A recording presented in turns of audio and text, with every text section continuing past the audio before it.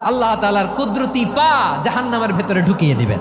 জাহান্নামের সবচাইতে হালকা আযাব হলো ওই ব্যক্তির আযাব যার পায়ে দুটো জাহান্নামের আগুনের জুতা পুড়িয়ে দেয়া হবে। ওই আগুনের উত্তাপে তার মাথার মগজগুলো ভাতের মারের মতো টপ টপ টপ টপ করে বেয়ে বেয়ে পড়বে। এইটা যদি সবচেয়ে লাইট পানিশমেন্ট হয়, সবচেয়ে হালকা পাতলা সহনীয় আযাব যদি হয়, তাহলে ভয়ঙ্কর তোমার আযাবের কি অবস্থা হবে? জাহান্নামের অবস্থা এত ভয়ঙ্কর হবে, জাহান্নামের ভেতরে লক্ষ লক্ষ কোটি কোটি কাফির মুশরিককে দেওয়ার পরেও জাহান্নাম বলবে হালমিম মাজিদ, আরো আছে নাকি, আরো দাও, আমার ক্ষুধা নিবারণ হয় নাই। জাহান্নামে তো উত্তপ্ত হবে, জ্বলন্ত হবে, ভয়ঙ্কর হবে। জাহান্নামের এক অংশ আরেক অংশকে খেয়ে ফেলবে। আল্লাহু আকবার। জাহান্নামের রক্ষী ফেরেশতারা কি করবে তারা নিজেরাও বুঝতে পারবে না। কোনো কিছুতেই যখন জাহান্নামকে শান্ত করা যায় না, আল্লাহ তাআলা তার কুদরতি পা জাহান্নামে ঢুকিয়ে দিবেন। দেওয়ার সাথে সাথে জাহান্নাম থেকে আওয়াজ আসবে, কাত বিইজ্জাতিকা ওয়া বিকারামিকা, আল্লাহ আপনার ইজ্জতের কসম, যথেষ্ট হয়েছে, আর লাগবে না। সুবহানাল্লাহ বলেন।